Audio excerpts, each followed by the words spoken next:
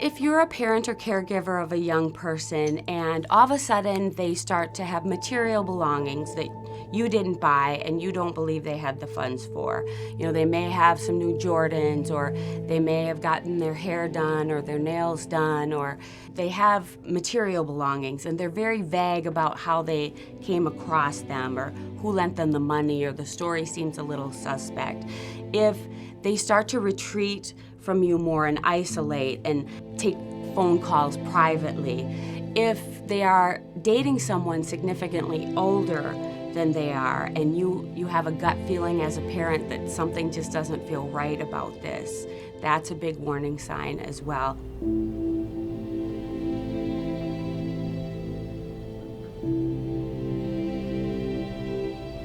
What do exploiters look like?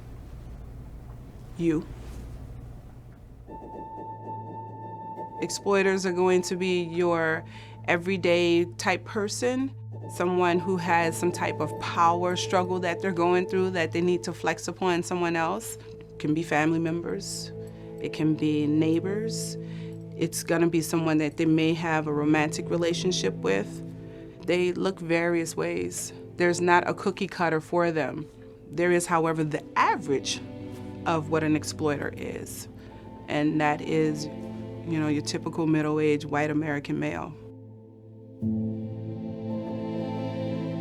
I think a lot of people forget that not every child has a mom, a dad, a home, a safe place to be, and they experience things well beyond their years.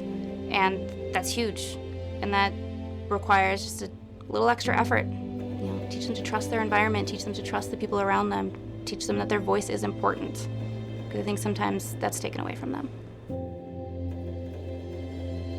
Some of the girls I work with, the first thing that I ask them is, tell me something special about you, or tell me one good thing about you.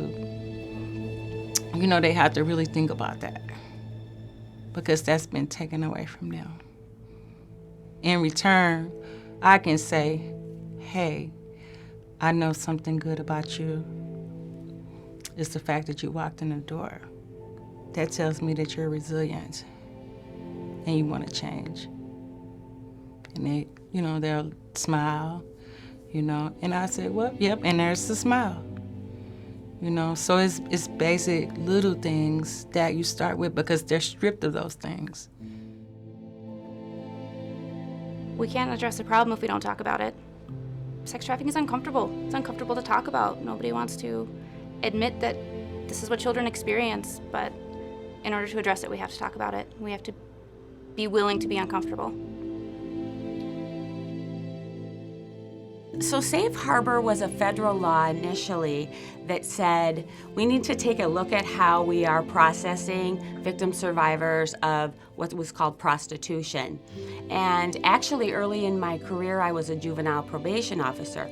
I had girls on my caseload. We charged them with solicitation. But Safe Harbor came along and said, these are not criminals. Somebody is taking advantage, somebody is preying on their vulnerabilities. We need to say that there are going to be services and support for these young people. So that became Safe Harbor, and then Minnesota passed it in 2014, which then gave us a statewide multidisciplinary response to trafficking. 180 Degrees provide various types of supports and services for people who are experiencing a lot of barriers to life. The goal is to continue to be the largest SEY shelter here in the state of Minnesota, and SEY means sexually exploited youth. The core values are going to be those set things that 180 Degrees revolve around. Making sure that we use trauma-informed approach with people, having an equity lens, being open and honest with those stakeholders and the clients that we serve. And then a trauma-informed care, it's just understanding and having an approach to knowing that those that we serve, they come to us because they have had experiences that are causing them not to be successful. 180 Degrees has 4 youth shelters. We have one in St. Cloud, one in Chanhassen, one in St. Paul, and then one in Rochester. And so while we really try to allow all of our shelters to be individual too, we all work together in making sure that we're getting education out and really serving all youth in the shelter and outside of our shelters.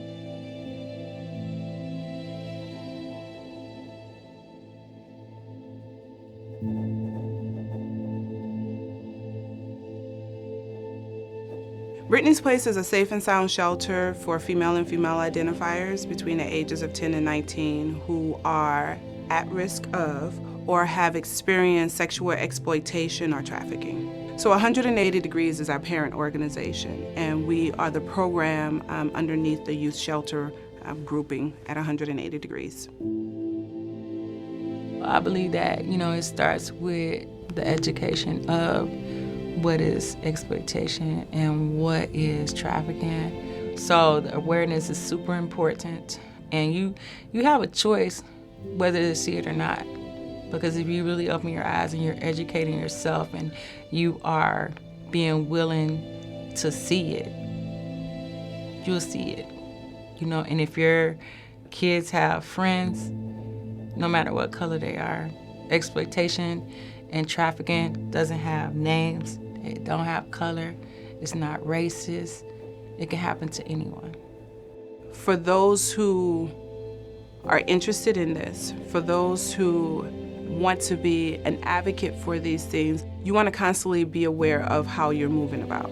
Be aware of where you are so that you can have an understanding of how the people around you are affected. Because we want to also be aware and acknowledge the humans that we come across. Sometimes that little bit of acknowledgement to the person or to that youth in particular may cause a ripple that sends them in a different direction. So we have our website, 180degrees.org, and the Minnesota Department of Health runs the Safe Harbor website, which on the Safe Harbor website, there's a map and you can find any navigator in any region. We are going to meet you where you're at and figure out what you need and try to support you. It's never too late to get help. There are people out here like myself that are waiting to make sure that you move on to your next step. We're a village, and a village takes care of each other.